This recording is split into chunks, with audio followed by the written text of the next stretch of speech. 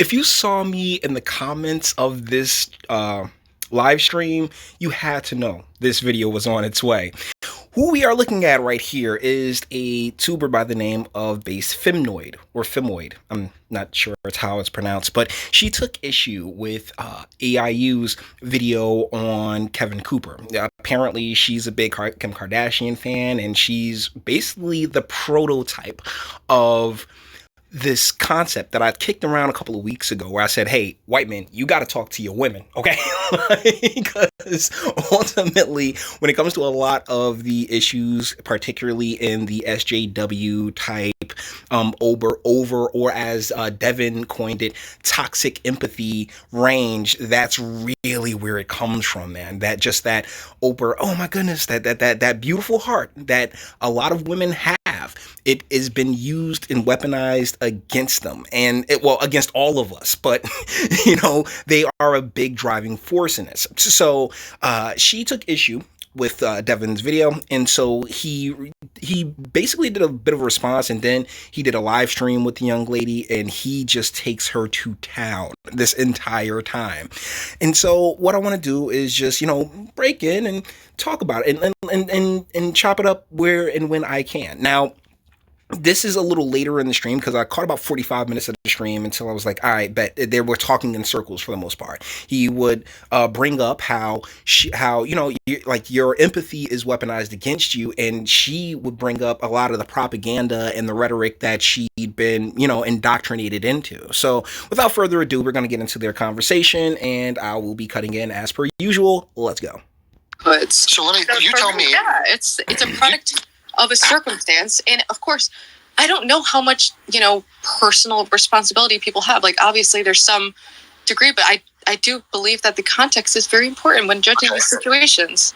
Bottom line, are white people responsible for black gangs?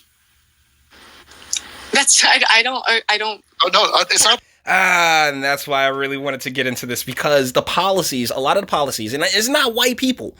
Here's the deal, man. When it comes to the whole systematic thing, and particularly the policies and how they've been implemented in urban spaces, I'm not going to sit there and say, oh yeah, white people did this, because white people aren't the only people that benefit from this. But I do believe that there is a system in place, right, that needs for the gangs to be operational and needs to have that lifestyle and that environment in play, because because that's how, we get people into prison. There's tons of different industry. Like, there's a lot of profit to be made off of the impoverished. Make no mistake about it. So, am I going to sit there and say, oh, white people are responsible for it? No, the white people left these areas. The white flight took place back in the late 70s, early 80s. They left these areas, and what they did and what's happened is, everything's now investments. Everything's now, say real estate and the like. And what was created in the wake of all of that white flight was, just cattle for the prisons for the most part. I mean, that's really, if you look at it, particularly via the lens of, the projects that went up in many of these spaces, and the welfare state that was instituted in these places. These circumstances didn't create themselves. These environments didn't create themselves. And that's where me and her, I'm like, yeah, because first and foremost, she bad. She's definitely attractive. She actually reminds me of the ex of my LP. But yeah. But seriously, she also she's, like I said earlier, prototypical when it comes to how she views, these circumstances, because they come from an emphatic place, as opposed to, wait, how did this logically happen? So she really doesn't help, because it's just like, oh my goodness, let's throw money at it. She's one of Oprah's flunkies, Question of that. Rachel, Rebecca, Jessica, listen to me. There's a very simple answer to that, and the answer is no, of course not. What an absurd notion. You're misunderstanding what people mean when they talk about you bury yourself in faux nuance. This is fake nuance, which only has one objective in mind, which is to cloud the issue so you don't have to call people out and hold people accountable. What do you hold the black community accountable for? Name one thing. What do you mean? What feature of the modern day black community is their responsibility? I'm not saying that, there's all of it. All of it. Since that white flight took place, like I said, the elected officials have all been black or brown. You know what I'm saying? Like people of color and the like. And what happens is they like once you get in these positions, right? Your class, you jump up into the elected class. And when you're a part of the elected class, you are living in a completely different world than that of your regular, average, everyday citizen who, for the most part, is just trying to survive. So, yeah, all of it is that we are responsible for. No consequences because, like, there was slavery. I'm saying that Okay, so name one thing. In analyzing these consequences, it's important to look at context and how, in a broader context, we can improve conditions so that we don't have these fucking. Here's another fun point, which I like. So, like, yeah, say with Alice Marie Johnson, which started this whole fucking shit. Yeah, she fucked up. She was in a bad situation that obviously she didn't do the best thing in it. Yeah, So when it comes to Alice Marie Johnson, I think I messed that up the last time that I spoke on it. As far as drug dealing goes, you are responsible for the dealing of drugs, not for any of the consequences that happened because you dealt drugs. I'm sorry, that's just like we gotta hold people accountable for their actions, their individual actions, and not sit there and take into account, oh well, some crackhead who was smoking her stuff. Yeah, nah, fam, nah. But seriously, she knows she's attractive too. Like base Femoid here, or I think her name was Rebecca. They started calling her Jessica in the chat because she bad for real. But like I said, she reminded me of my ex.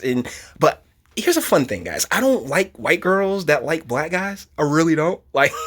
I like white. I like any woman that likes me. Not because she fetishizes some part of blackness or anything else like that. But yeah, I'm pretty sure she's taking a black meat or two, and probably with some dude named Mfume who had 45 inches of meat. And so yeah, that's completely wrecked. It's worth a couple of pumps, but as far as anything long term, nah.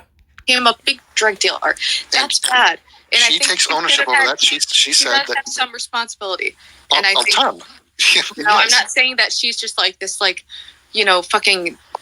Everybody has a sob story. I mean, by this logic, anyone can get away with anything. Way sobbier than yes, others. But it doesn't count for anything. When you're hurting other people and you're victimizing others, your sob story is worth fuck all.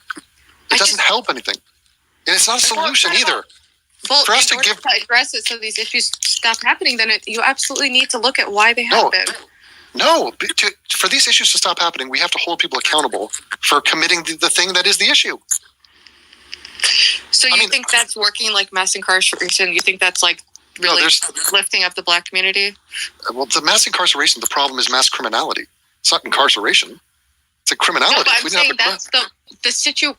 And here's where it's so a little iffy, because once again, the environments that a lot of these people are coming from, they've been poisoned. They were purposefully poisoned. Okay, I'm from this environment. These environments are set up to trap these a lot of the young men in particular. Like now they've moved on to the females, which is why there's a lot more masculine black women out there.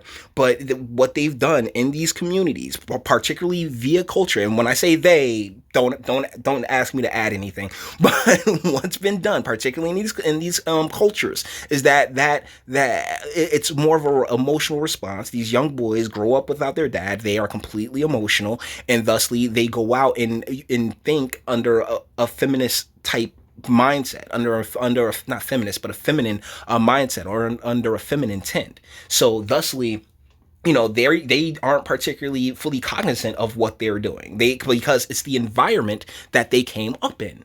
Accountability is so important, and the place that we need to start with the accountability, Mr. Tracy, is with the elected officials and the policies and the laws that have been enacted in these places and how they're practiced in these places. All right, I mean, because that's the thing when it comes to her. I'm gonna agree with her because she hot, but at the same time, I see she really doesn't particularly have the capacity to put together the proper arguments. The living quality of the black family has gotten worse after the war on drugs. Factually. Stop. This is. She's right, though. She's right. And a big part of that has been like I said, that intended poison that was put in there, because what they did was completely dismantle the black family via the war on drugs, and once again, no, I'm not sitting here saying that, oh, these people should have been selling their drugs. I'm not by any stretch of the imagination. What I am saying, and particularly in urban spaces, is that there was a purposeful reduction of quality work. Okay, a lot of industry, a lot of manufacturing went elsewhere. So what happens is that if there's no means in which to take care of these families, that they made sure that they made sure there was plenty of space for you to blow your loads up in these broads, right? So, but they also made sure that there wasn't any means to legitimately take care of your family. I mean, there is, don't get it twisted, but you got to go. You got to move. You got to get the hell away from these spaces. And unfortunately, when you have family in these spaces, it does make it harder to go. And that's where the culture comes in. So she's not wrong, Devin. Just code for you to say black people committing crimes and going to prison is the fault of white people, because we decided to have a rule that you can't do drugs. Articles about how you deal with it. Like I said myself, when I was doing drugs, if I got fucking locked up in jail, surrounded by other criminals, like I would have came out a lot more fucked up. Yes. But I noticed that you instantly I got a fucking slap on the wrist. I literally assaulted an officer. I fucking kicked them. I attacked them like a fucking maniac.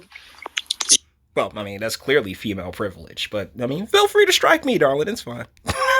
Instantly, we were talking about mass incarceration and criminality, and you instantly pivoted to talking about the war on drugs and drug use. But she has a point in that, Devin, seriously, because there is such a strong correlation between the war on drugs and the dismantling of these communities, bro. Stop it. Cut that shit out. Mainly after the white flight. I mean, it was because like the drugs have been illegal for forever and a day, but mainly after the white flight, a lot. And they got the black elected officials, we got black police, we got black prosecutors, we got black everything in these spaces. So it kind of gives that, like, hey, you can't sit here and blame it on white people. We really can't. This is something that needs to be addressed from within. But as far as where she's coming from, she's not wrong. It's not the issue. It's like you can't. A minor part of our prison is filled with non-violent drug offenders. The vast majority are violent offenders. So you just gave a total pass to assault, robbery, grand theft. I mean, the vast majority are violent offenders. Yes, 40%. People in prison, 40%. 40%. That's not the majority. Yes, 20% property crime, 20% non-violent in nature, and then violent crime is a huge thing. So rape, assault, murder. Well, I mean, whatever, semantics. No, it's not. But that's why we have other laws and statutes, Devin. I mean, seriously, that's why we have other laws and statutes, because, okay, yeah, like we can remove all the drug things, but if they're still convicted of a violent crime, then boom, they're exactly where they're at. We can break these things down. It's a reason that they have this thing called charge stacking. Now, when you get locked up, you don't just get locked up on the one charge, you get locked up on multiple charges, such as evading police, resisting arrest, different statutes. So if you do have violent statutes, hell no, it's something completely different. If you're sitting here saying like 20%, because I just broke down the math that he did. Well, listen to him break down the math. If 20% of those people are non-violent drug offenders, then guess what? Those people shouldn't be in prison. Okay? If they did something else, including the property, no, if you mess with somebody's property, I think, yeah, there should be some punitive damages. But if that 20% is nonviolent drug, then that 20% is really in prison improperly, as far as like I'm concerned, from a conscious position. The fact that you avoid that, technically, that's not the majority. You're sitting there. You are instantly desperate to pivot and go, it was our policy of having war on drugs and not rehabilitating drug addicts. No, that is a minor part. My point is, like, if we look at it, did addressing the situation that way improve the conditions and the situation? So at no point will you say... She's right. She's right there. She really is. As prototypical as she is she's right. She comes from an empathetic place. See, here's the fun part, though.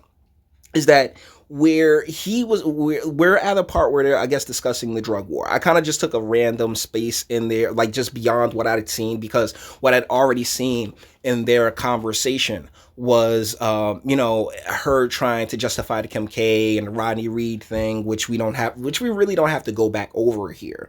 But it always comes from a place of truth. It really does. It, like, when it comes to Devin pointing out that, hey, this is about character. This is about, judging people not based on the color of their skin, but on their actions. I'm standing up and I'm giving the man an applause. But I happen to open in on a space where, yeah, I'm gonna side more with her than Devin on this particular issue, because what he aims to do is kind of just brush it off like, hey, personal responsibility. And you know what? You guys know I'm there. Hell yeah, personal responsibility. What the rules are at the time, you should know those rules, and you should know how to navigate around those rules if you're going to sit there and break the rules. It's one of the reasons I'm so grateful that my father beat the hell out of me. But at the same time, it is important to look at the circumstances and how they've shaped out via the immigration and the white flight and the institution and implementation of the drug war and its overarching consequences that have really just done absolutely nothing except for dismantle, destroy, and go out of its way to make these communities much harsher and iller, I guess, than they need to be. One way to stop mass criminality is for these people to get their shit together, and they have to do it. He's 100% correct. And the deal is that by doing that, it's one of the things that I press on the elected officials of my area. And one of the things, hey, if I were to go on tour, I'd be screaming this from the high heavens. Hey, elected officials, your job is to make sure that there's plenty of opportunity for your constituents. Your job, like, you should be sitting there. I look at my congressman all the time, and I'm like, bro, you should be making sure that there are companies and businesses and industry coming here, so it is far more prosperous. The need for criminality is far less likely, and these communities can actually start to turn themselves around. All opportunity zones and all these different